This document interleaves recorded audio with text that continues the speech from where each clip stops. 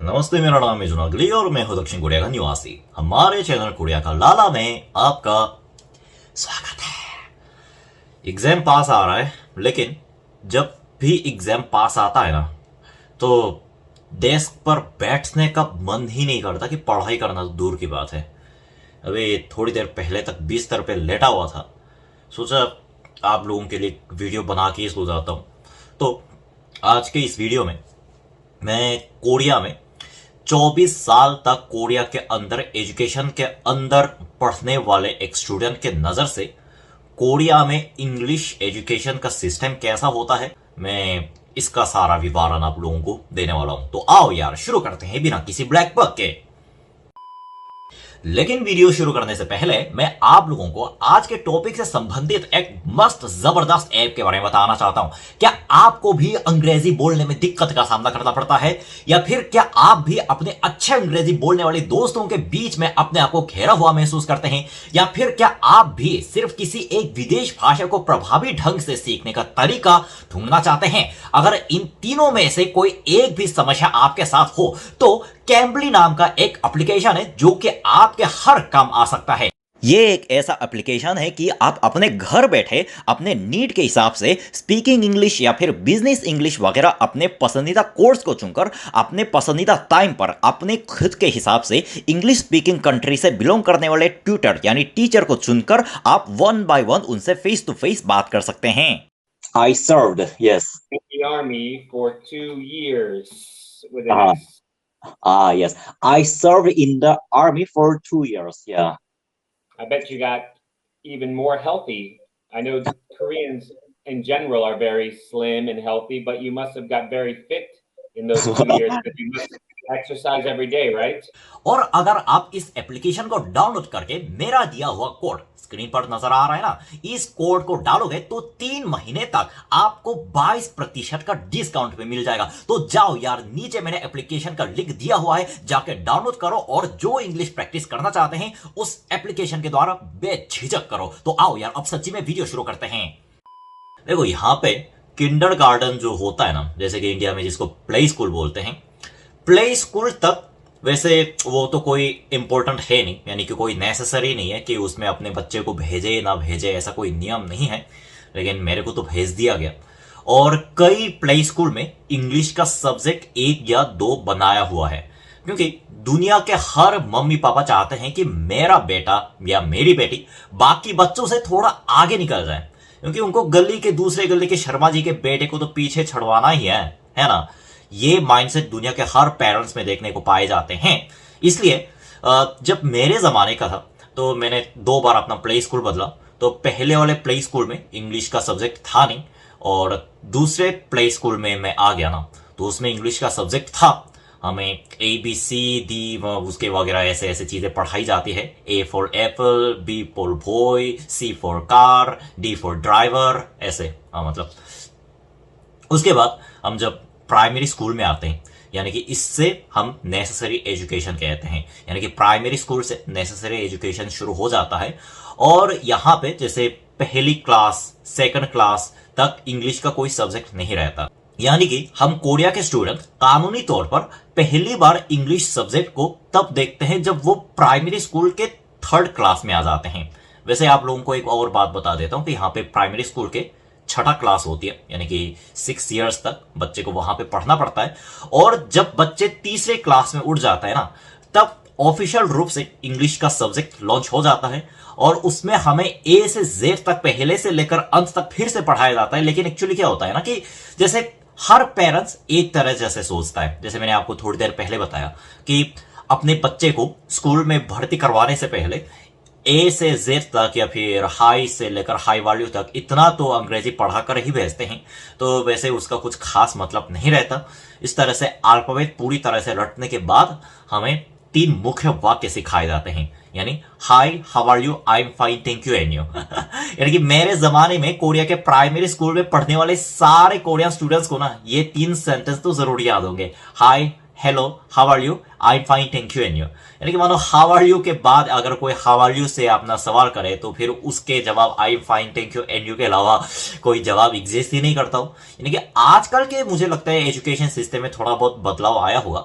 How are you के बहुत सारे अलग अलग आंसर हो सकते हैं। मुझे लगता है कि आजकल इस तरह के वाक्य भी सिखाए जाते होंगे, लेकिन सही में मेरे ज़माने तक और फिर मेरे मम्मी पापा के ज़माने में, यानी कि जब इंग्लिश सब्जेक्ट को नया इंट्रोड्यूस किया गया था कोरिया में, तब सही में हाउ आर यू के सिर्फ एक ही आंसर सिखाया जाता था और वो है आई am fine thank you and you. ये इसको लेकर कोरिया के अंदर बहुत सारे मेमे भी बन जाते हैं और काफी मजाक भी उड़ाते हैं लोग इसका। वैसे how are you, I am fine thank you and you तक पढ़ने के बाद हमें जो हमारी स्कूल में क्या होती है ना कि हर एक स्कूल में स्कूल के जो परमानेंट टीचर होते हैं उनके अलावा बाहर से एक इंग्लिश टीचर रखी जाती है। मेरी मम्मी ने उसी का काम किया था।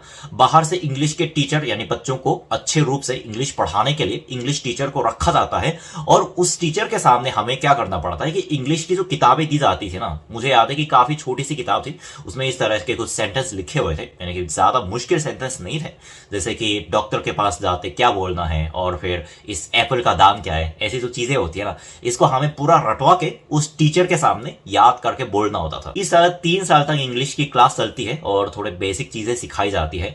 और मिडिल स्कूल में जब हम आते हैं ना, तो मिडिल स्कूल में हमें थोड़ा डिटेल ग्रामर वगैरह पढ़ाया जाता है कि यानी कि मुझे आज दिल्ली जाना है और मुझे कल दिल्ली जाना था। इस तरह के जो थोड़ा कठिन सेंटेंस होते हैं ना, जो कि ग्रामर बाय ग्रामर जिसको समझाने की जरूरत होती है, उसको कैसे बोलना चाहिए, यानी कि शूड का क्या यूज है और हैव टू का क्या यूज है और इंग्लिश के क्रिया कैसे बनते हैं और उस क्रिया को सेंटेंस के अंदर कैसे फिट करने चाहिए, ऐसे ऐसे चीजें सिखाई जाती है। लेकिन एक्चुअली होता यह है ना कि जैसे भारत में इंग्लिश मीडियम है और अपनी लैंग्वेज मीडियम के स्कूल है, तो अपनी लैंग्वेज के मीडियम के स्कूल का पता है नहीं, लेकिन इंग्लिश मीडियम स्कूल में हर एक सब्जेक्ट इंग्लिश में होने की वजह से स्टूडेंट चाहे ना चाहे लेकिन थोड़ा माहौल ऐसा होता है कि उनको इंग्लिश सीखना ही पड़ता है।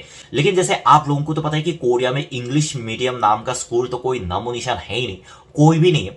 इसलिए कई स्टूडेंट क्या करते हैं कि एलिमेंट्री स्कूल से मिडिल स्कूल तक आने के बाद अचानक इंग्लिश का लेवल इतना हाई हो गया, इससे डर कर अंग्रेजी पढ़ने वाले छोड़ने वाले काफी स्टूडेंट हैं। यानी कि कई स्टूडेंट बीच में छोड़ देते हैं डर के मारे कि यार इतने बड़े पैराग्राफ है, मेरे से तो नहीं पढ़ा जाएगा।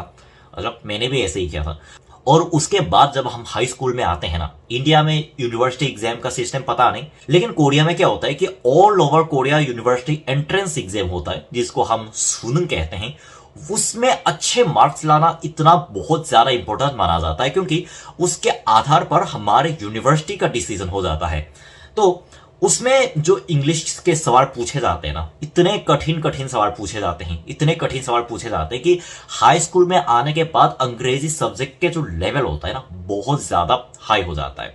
यानी कि हमें अचानक अमेरिकन न्यूज़पेपर पढ़ने को कहा जाता है, यूके के न्यूज़पेपर पढ़ने को कहा जाता है, और जो टेक्नोलॉजी की चीजें होती है ना, जिसको कोरियन भाषा में भी पढ़ने से हमें समझ में नहीं आता, उसको अंग्रेजी में पढ़वाया जाता है।